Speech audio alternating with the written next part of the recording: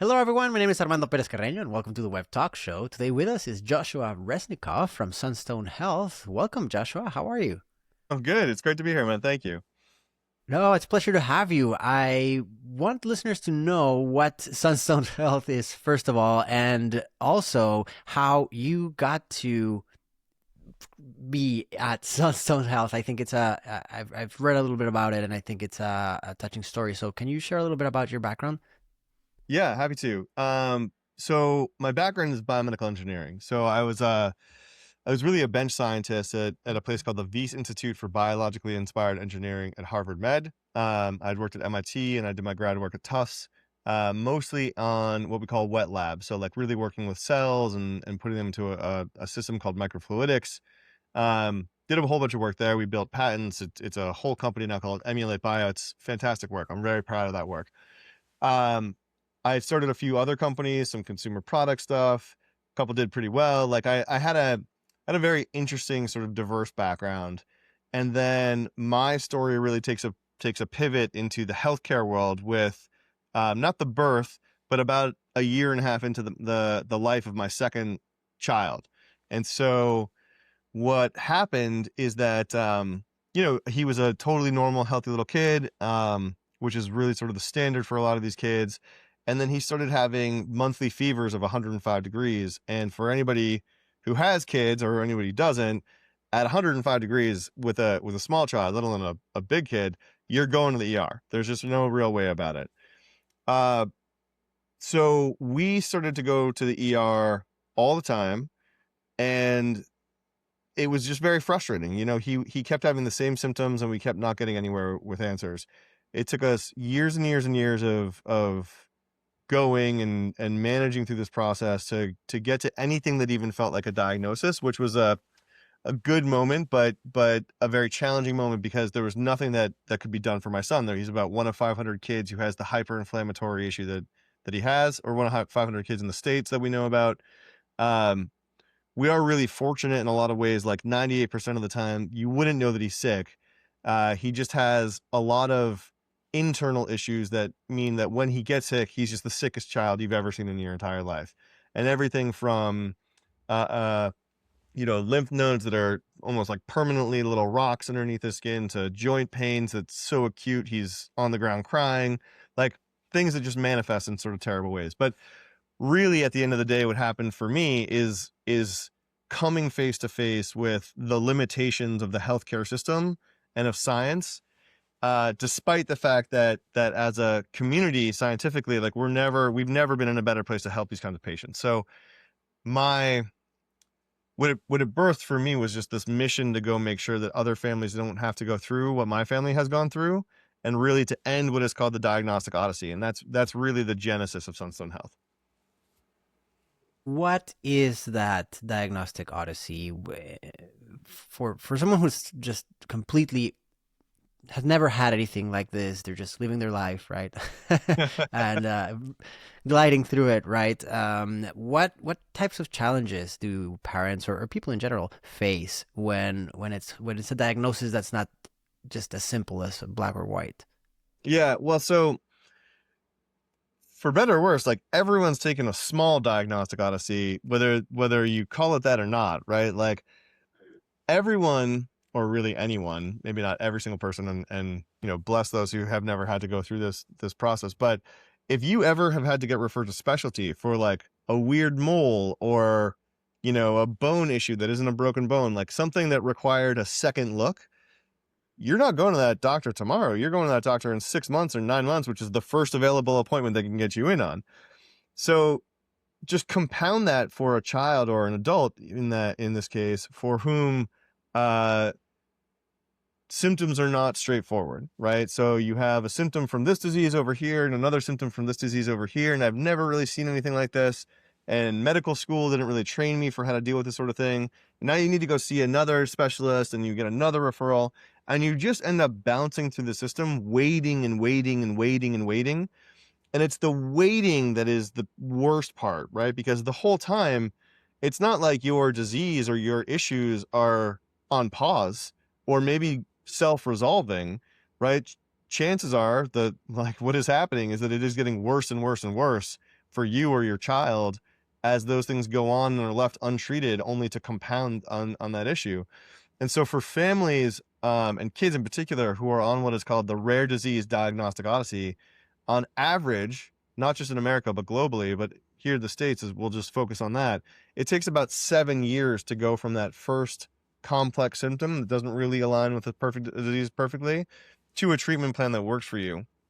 And what we've been able to do at Sunstone Health is identify those patients very, very early in that process. So flag them as someone who needs a second or third look by a specialty to make sure that they're going to get the diagnosis that they need.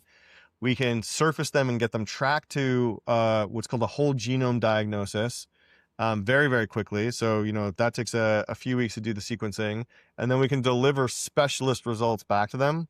And instead of taking 7 years, our tech has just been able to force those functions to work together really quickly, so we can deliver that same treatment guidance in about 12 weeks to families. Once mom and dad say yes to me, it's about 12 weeks. And that obviously has significant impact on patients' health and well-being and stress for the family and all of those things. And that's our mission. We want to end the diagnostic odyssey for families, and just make sure that everyone gets the healthcare they deserve and gets to try to live the life that we all believe we deserve as well. That's a wonderful mission. I think that there's a lot to ask here, but I'll start by asking why it takes so long typically without something like Sunstone Health. Is it a lack of experts in that field compared to the amount of cases that there are, or where's the bottleneck? It's a great question, and probably something that will take much longer than 30 minutes to fully pull apart. The problem is definitely, you can definitely align some of it with a lack of local expertise who can see the patients who need help. You can align some of it with the problems that when doctors get a patient in front of them, they have about 11 minutes to make a decision about what they're looking at, because of the way that the economic incentives are built for doctors to see as many patients as possible, right? So your doctor doesn't necessarily have the time to dig into what's wrong with you. They're just trying to treat the thing that's the most wrong in front of them today. And so if you don't have something that is very easy for them to solve in the immediate, the best option they have to keep their turnaround time quick is to refer you to somebody else. All right. And so you get caught in this sort of like Kafka-esque machine of the healthcare system, let alone, God forbid, like they want to do something and your health insurance won't reimburse them for it. And then you have to go back to the back of the line to start the process over, right? It's just, I think it's mostly just the bureaucracy, because most doctors got into this because they want to help, right? Like doctors and like hospital administrators, like all these people have good intentions. No one like decided to go work in medicine because they wanted to like screw a patient. You know what I mean? Yeah. Like that. No one wanted to like make a patient less healthy. But like everybody, they have bosses and there are systems they have to conform to, and some of it is just the way the current healthcare and health insurance have this horrible codependence on each other, for who ultimately gets to make the right decision and what that care is. And for better or worse, health insurance certainly seems to carry the day in that decision making for paying for the next cheapest possible thing, right? And so that's really one of the things that we unlocked, Armando, with Sunstone Health, is that we are able to sell a financial product, a benefit to employers who run their own health plan, that really is just a way for them to save a lot of money by going all the way to the end to get the results first. So we just drag that best diagnostic all the way to the front, instead of doing 30 different, maybe incrementally better diagnostics along the way. Because for health insurance, they're like, well, I could spend $1,000 today, but maybe I only have to spend $920 if we can figure out the right thing. Now that might take 6 years of time, but like in someone's actuarial table, they just saved $80, right? Mm. All while the patient is getting worse. So there's a real human cost to trying to nickel and dime the patient experience. Hmm. Um, I think that's the biggest problem, honestly. Yeah, I agree. I've heard different stories, um, done some research about it as well, and it seems to be that this sort of system that's codependent with insurance companies and providers, or the way it's established, it the incentives are the opposite of what they should be, right? Because like you were saying about, it's like, oh, speed versus, and it just doesn't make sense as in a human way. It makes sense in a financial way, perhaps. Yeah. Yeah. Well, that's the I thing, look. right? So like you just, if the minute you sort of start to peel back the layers on the onion of like health insurance and healthcare, right? Hospitals, even if they're technically nonprofits, are set up to be profitable a lot of the times, right? Especially when, in again, like maybe that's a different podcast, but the way doctors and hospitals get paid is to run tests, to run services, right? So like they're actually incentivized to run as many MRIs or blood draws as possible, right? Like that's how they make money. Insurance is incentivized to not pay for as many of those things as possible. So right away you have a tension between the two parties who are controlling how you as an individual get access to healthcare, right? And you show up like you're having a critical moment, right? Your bone is broken, your kid is maybe having a seizure, like whatever that looks like. You are not, it's not an open market, right? You're not an informed consumer. You're not, your kid is having a seizure. You're not like, well, hospital A has this rate and hospital B has this rate. Like, well, maybe we have a coupon for hospital C. Like that's not, you're like, we got to get as to the best care provider as fast as possible. And so there are these like very bad economics that surround the ability for a patient or a family to actually get to the best care as fast as possible. And again, like if the doctor's like, hey, you know what? I have a hunch. I don't know what this thing is. There's no diagnosis code for me to align this thing, but like, I think this kid needs an MRI. If that feels exploratory to health insurance is like, nope, deny, we're not going to pay for it. And then what happens? That doctor wants to run the test so they can figure out what's going on with the kid. And their boss is like, hey, we're not going to pay for that because that money's going to come out of the hospital's budget. And so now that doc's like, well, I'm not even going to try to order this because your insurance doesn't cover it.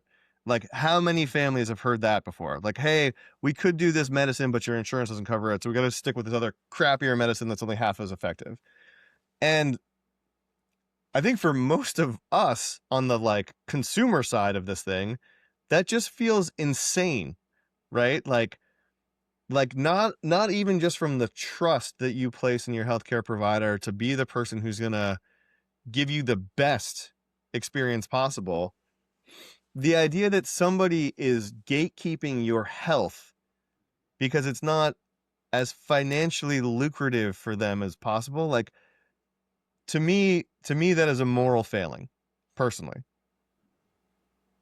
I agree. And also, you'll see a lot of examples of this. Someone has an incident, they get the care, or they get denied the care, whatever the case may be, but the claim is not approved by the insurance. Yeah. And then you're like, well, why didn't you cover this part? And they're like, oh, well, because XYZ doesn't apply, or because it's exploratory, whatever that may be. Yeah. But if you really think about the numbers, if you're paying for a small family $2,600 a month for years and just going up, and then suddenly they don't want to pay for a $4,000 thing, it just doesn't make any business sense either. Like if you look at it for them, of course, but for the in a whole, if this was audited, it would be like, well, I don't. This doesn't seem like a fair exchange. Dude, one of my kids just had to take an ambulance ride, and scary moment. I'm very happy the ambulance exists, and then I got the bill for the ambulance, and our portion to cover is like $1,200. And I mean, hey, we've been paying for, we pay about $2,700 a month for our family of five. Um, our deductible, our old deductible was about $18,000 a year. I think our new deductible with our slightly improved plan is like $12,000 a year.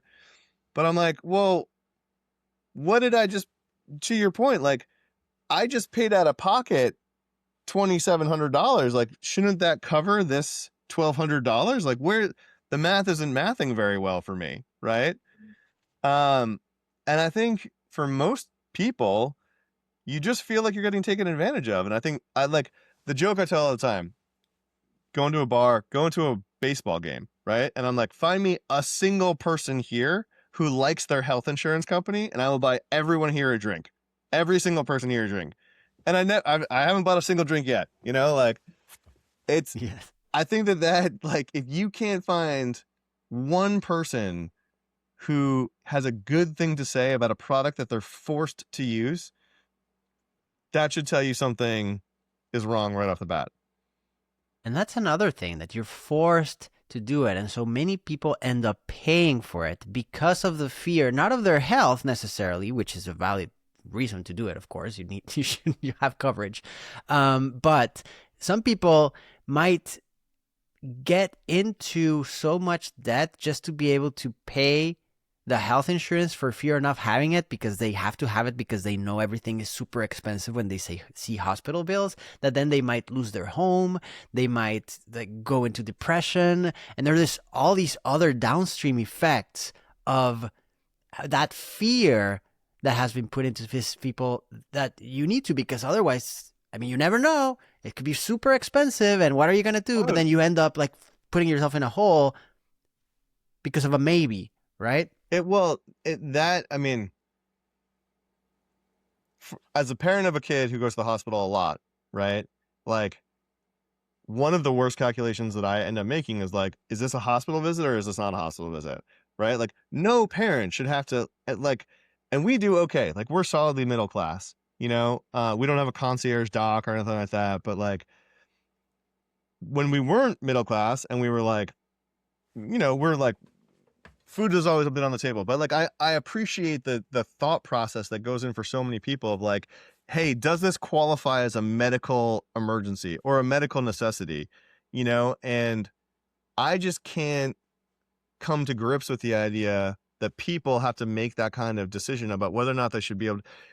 The other crazy part about this too is if you talk to doctors, right? Or you talk to health insurance, even health plans, really, they'll be like, oh, the best thing we could do would be have proactive doctor treatments. If patients would only come in more, we could help them be healthier.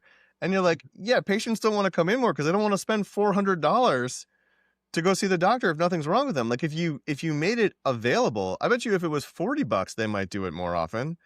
Everybody's like got that bump they're worried about. Like, the classic story of like you go to a party and someone's a doctor, you're like, well, what about this weird mole I have, Um, So anyway, I think the whole system is ripe for an overhaul.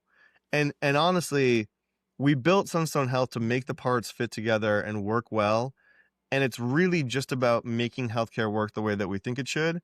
And if the system works, like my company wouldn't exist, but I think I'd be pretty okay with that at the end of the day, right? That's a great way of putting it. When you can safely say, that might get me out of business, but everyone would be healthier and happier, and I would just do some other thing. Like, that sort of points in the right direction, I think. Yeah, Morally, I at mean, least. there'll always be some sort of gap to solve, but yeah, look, if the system had found my kid earlier, had treated him well, if therapies were available, I would never have started this business, right? Like the whole business is built out of the crucible of my frustration with the lack of things that were happening for my family. And then as you start to like pick that apart and you realize, hey, there's actually 30 million Americans who have a similar issue to my kid from a genetic basis. And then you start to pick that apart and you're like, oh, hey, there's 300 million Americans who hate their health insurance and healthcare process because it takes too long and they get sick. Like, yeah, this is a problem worth digging into, you know? And so really, yeah, at the end of the day, we've already done our work for hundreds of families. I know that we've been successful in helping them. We want to help thousands, if not millions of families, right? And like, that's why I say, my mission is to help families. We are a for-profit company, so I have to be a good steward of capital for my investors, and we have to make returns. But I don't think that we need to make returns on the backs of people. I think that we can make returns while we're helping people. And I don't know why all of the other big players out there, all the major health plans, so I probably shouldn't say on your podcast, so would neither one of us get sued, but like, you can use business as a force for good. Business doesn't have to be an inherently like dark side of the force issue.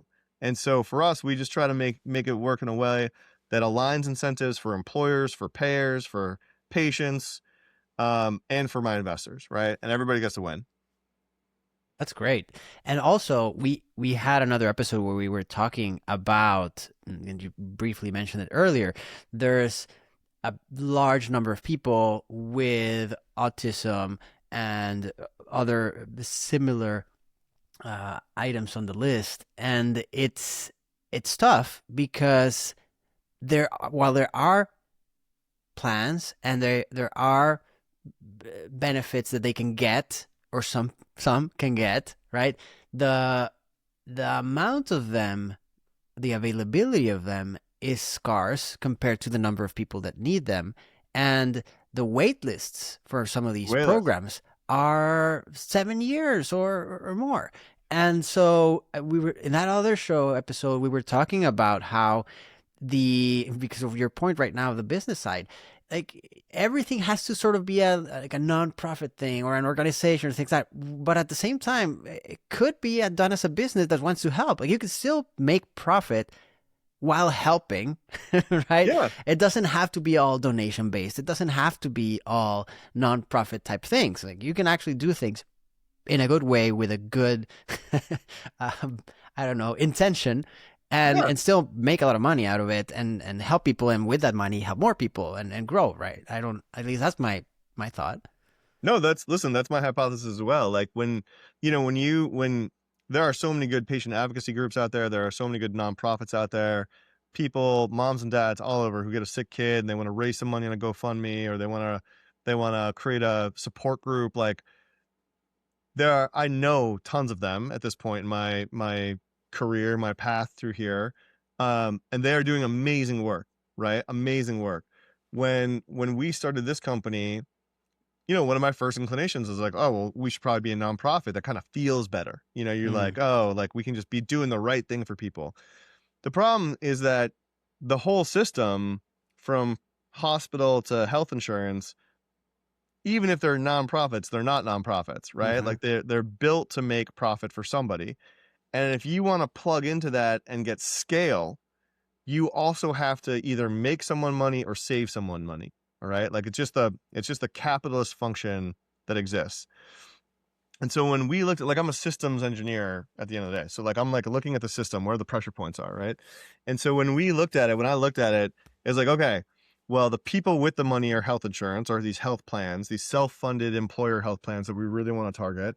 So we need to go save them a lot of money. All right. And by doing that, we can again scale to help. Instead of like the 10 families that look like mine, we can help the 10,000 families across the nation that need it. And I don't know, it just, for us, it was just the way that we felt that we could make the biggest impact. Yes, that makes a lot of sense. And there's a huge need. I think you touched on a good point, which is the other people, how the GoFundMe, all those marketplaces tell us something. They tell us that people like to help and support each other and do things, really. Like we were talking a couple of days ago, we had another show where we were talking about like the marketing for companies that are looking for retail investors. How you have these like 1,000 people, 50,000 people invest in a company. and the company grows instead Yeah. of just racing from one VC firm or something like that. But it also tells you, like, yeah, so a lot of those people who are investing, they want to maybe make a buck or two on the deal, but also maybe I mean, they like the company. They're like, yeah, I'm gonna put some money there, right, to make that company grow. And the same thing happens when someone has an issue and they do a GoFundMe or something like that. And this person has cancer, this person is this diagnosis, very expensive, and a lot of people chime in because they want to help. And so we've seen that also in the healthcare space with companies that do this sort of Crowdfunding. crowdfunding. Yeah, it's a Yeah. crowd, and so you have something, and I've looked into it, and it's like you are part of a crowd, and then if you have an issue or have to do an emergency visit or something, then that gets put into the crowd, and then the crowd pays for it. And there's caps on it and things, so you're not suddenly hit with a bill or something. But it's way less expensive than the health insurance. I mean, it's not a health insurance, but at the end of the day, it's for people who are or consider themselves to be healthy, and that maybe something happens. Well, there's a way to get that paid for by the community, right? There are And there are so so many interesting and a lot of them coming out of Texas actually, which is, I told some of my Texan friends, because I do a lot of business in Texas, and I was like, hey, you guys are some of the most progressive health plan people out there, and they're like, we're not progressive, it was the word itself, but the truth yes, is, like, Texas right now has this really amazing, like, can-do attitude and deregulation and sense of innovation, and like a little bit of pissed off, right, with like the feds in general. And Texas is right now like the crucible for healthcare change, right? You look at everything from like the big DPC networks in South Texas. You look at some of the stuff happening all across the state, really, for like stuff coming out of ministries for the collective health, as you talk about, yeah. where people are like willing to underwrite their group's healthcare costs. Um, it's really, really fascinating, the kind of like spaghetti against the wall that's happening, and not just in Texas, across the country, but I don't know. I just feel like I'm seeing so much thinking and thought leadership and innovation coming out of Texas. It's really, really interesting. The other part that I want to say is, you brought up the crowdfunding. Like, we ran a crowdfunding. We're running a crowdfunding. It's open to the end of April right now. It's on Wefunder. And I had opened it up because, as a family, I know that, lots of rare disease families are basically asked to like give of themselves, like, hey, answer this questionnaire or donate to this GoFundMe, or like send us your blood so we can do some research on it. And I was like, I want to open up an opportunity for families to participate in the upside with us if they want to, right? So for as little as $100, you can buy a few shares in the company. Cool.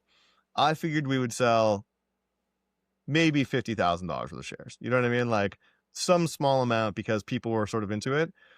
We've sold over $1.6 million of shares in the company. We've raised over $1.6 million on WeFunder from over 800 investors. And that's from families putting in $100 and families putting in $100,000. Physicians are into it who are saying like, hey, I see these patients all the time. Families are talking about it, about like, oh, my daughter or my neighbor had this issue, right? So there's almost 900 investors who are just signaling, this is a problem for me too.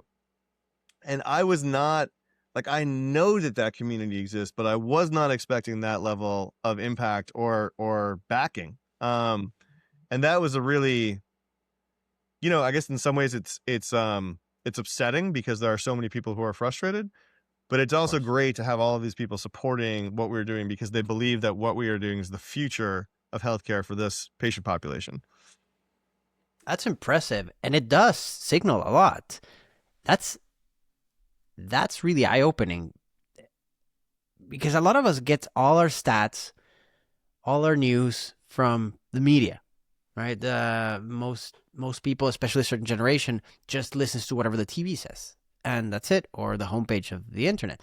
Then younger kids might be more into TikTok and X and Facebook and whatever. We might get our stuff there. Regardless, depending on your generation, you might be getting filtered out of a lot Yeah. that's really going on, like the actual truth of things. I laugh sometimes because I don't watch TV. We don't watch like news on TV. Yeah. And sometimes we have to, because we're like visiting a relative and they're older and that's their thing that they do at 5 p.m. or whatever. No, and so I'm just walking by and you see these, like, it's a formula that they have, and it's always the same thing. Like, they've got like 5 or 6 terrible stories and then one sort of positive thing, and that's it. Yeah. But every time they're doing very bad news. But otherwise, I see my news feeds and everything's like innovation and things like you're talking about, people showing up, people doing things, new research, new programs, etc. And so there's this disconnect between what some people know and what some people don't know. But I'm really liking, same as you, I think, seeing how people are showing up, and the fact that these marketplaces, these crowdfunding things, both for business, for health, for other things, are showing us that there's strength in numbers, but in a positive way, right? Like, imagine what we could do if we did many of the things that we're currently doing in a monolith as a shared resource, which is essentially, if you go to computers, like that's, you used to have this sort of machine, but then, we can split it into many machines. And then it's like, but then we can have all those machines working together as a cluster and then be more powerful. And so it's like, it just goes, it's a wave, but it happens the same way. Yeah, I've never heard or thought about the computer analogy before, but that's exactly right. Like multi-parallel processing, right? We can solve much bigger problems. Yeah, I mean, I certainly think it's funny too, because for me, compute has changed everything for us from being able to sequence patients and understand what's going on a deeper level. But it's true, like, you don't want to rely. So one thing about our process is when you get, for a lot of families historically, you got sick and you're like, you need to find your way to the one doctor who has that like aha moment because they knew what was going on with you. And for us, we're like, hey, well, we can use AI to go look at all of the information available, and we can bring that aha moment to your doctor, right? And so that's really how I see us, as like AI in the pocket of the doctor. We're not here to replace doctors. It's all about giving them the best information so that they don't have to go out and read 16 arcane journals that, are not on their docket, or they don't have the time to do, or they're too tired because they did a surgery that day. Like, we're saying, hey, we can go do that, and we get a clinician to have some oversight to make sure that the information that you're getting back is valid, that human in the loop, right? And that's been the most effective part, is we're just using technology to make things faster and more efficient. And I think that anybody who's worried about like AI replacing everyone, that feels a little Chicken Little, like the sky is falling to me. I think that AI is here the same way the internet, the same way that the typewriter made things more efficient. It just makes us more efficient and better at being able to treat the individual in front of us. And that's all we want to do. I agree. And talking about parallelism, what you're doing is fantastic, because that's one of the best ways you can use these tools, in the sense that I'm a patient and I need a diagnosis, and then maybe I'm in a small town and there's no one here that can really help me. But then I go into the system, I get the genome diagnosis, the sequencing, etc. Sorry if I'm butchering everything, but the thing goes into the system, and then you can essentially extract everything that's needed and then send it out to, I don't know, a pool of 800 or 2,000 physicians who might be experts in a certain thing or another, and then they can see the bits of pieces that they need, or they see the whole picture. And now maybe a doctor in Kansas or a doctor in Texas or a doctor in Maine is like, oh, yeah, I know what this is. Exactly. I just saw it last week. Exactly. And then they bring it back, and the person in the rural town can now get, because maybe it's not even a complicated or